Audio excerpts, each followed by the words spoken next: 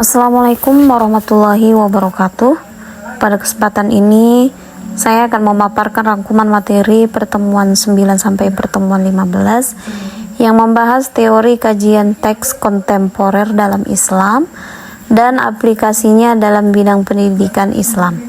Materi ini mencakup kajian tafsir tematik, kritik dan sosiohistoris hadis, metodologi penelitian teks, analisis teks pendidikan kontemporer, ranah penelitian pendidikan Islam, serta pemanfaatan sumber literatur digital berbahasa Arab.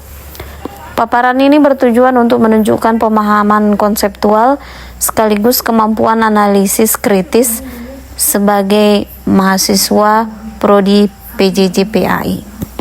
Pertemuan ke-9 membahas tafsir tematik atau tafsir maudhu'i sebagai salah satu pendekatan kajian teks Al-Quran kontemporer.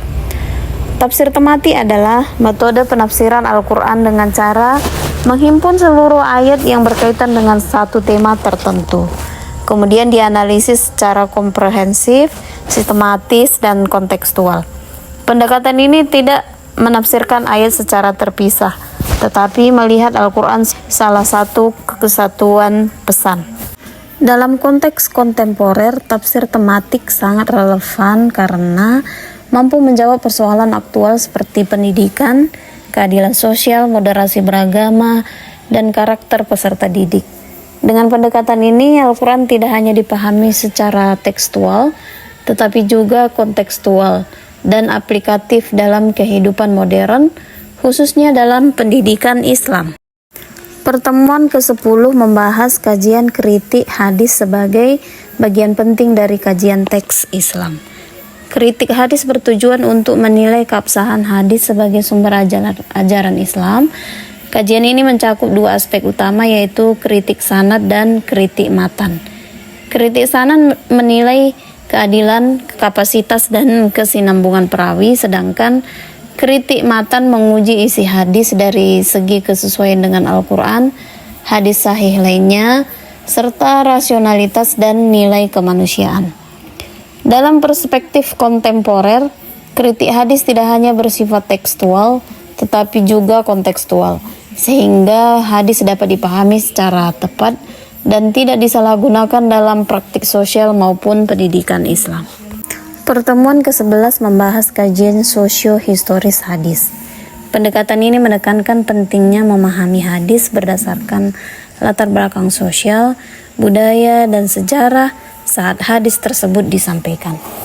Kajian ini meliputi asbab al-wurud hadis, kondisi masyarakat Arab, serta situasi sosial politik pada masa Nabi Muhammad SAW.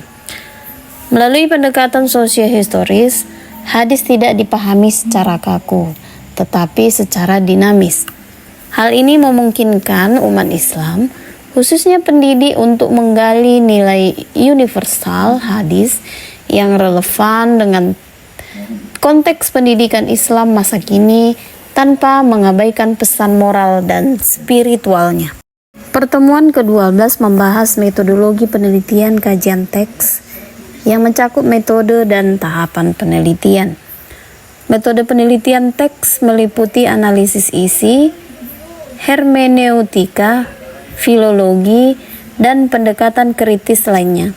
Metode ini digunakan untuk memahami makna teks secara mendalam, baik dari sisi bahasa, konteks, maupun pesan normatifnya. Tahapan penelitian kajian teks dimulai dari penentuan objek teks, pengumpulan sumber primer dan sekunder, analisis dan interpretasi data, hingga penarikan kesimpulan. Mahasiswa diharapkan tidak hanya memahami teori, tetapi mampu mengaplikasikan metode tersebut dalam penelitian pendidikan Islam secara sistematis dan ilmiah. Pertemuan ke-13 berfokus pada analisis teks pendidikan kontemporer melalui beberapa pendekatan. Pendekatan linguistik menekankan analisis bahasa, istilah, dan struktur makna dalam teks pendidikan. Pendekatan ideologis mengungkap nilai, kepentingan, dan paradigma yang melatar belakangi lahirnya suatu teks. Pendekatan sosiologis melihat hubungan antara teks pendidikan dengan realitas sosial masyarakat. Pendekatan pedagogis mengkaji implikasi teks terhadap tujuan, metode, dan praktik pembelajaran. Sedangkan pendekatan digital menyoroti peran media dan teknologi dalam produksi serta distribusi teks pendidikan Islam. Pendekatan-pendekatan ini menunjukkan bahwa teks pendidikan tidak bersifat netral, tetapi selalu dipengaruhi oleh konteks dan kepentingan tertentu. Pertemuan ke-14 membahas ranah penelitian dalam pendidikan Islam. Ranah tersebut meliputi penelitian filosofis, historis, normatif teks, sosiologis, psikologis, pedagogis praktis, dan manajerial. Selain itu, pendekatan kontemporer interdisipliner menjadi sangat penting dalam menjawab tantangan globalisasi, digitalisasi, dan perubahan sosial.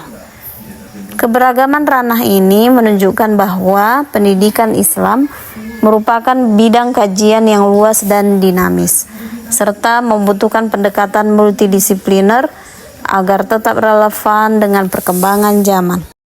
Pertemuan ke-15 membahas pemanfaatan web penyedia literatur pendidikan Islam berbahasa Arab seperti Waqfiyah dan Nurbook.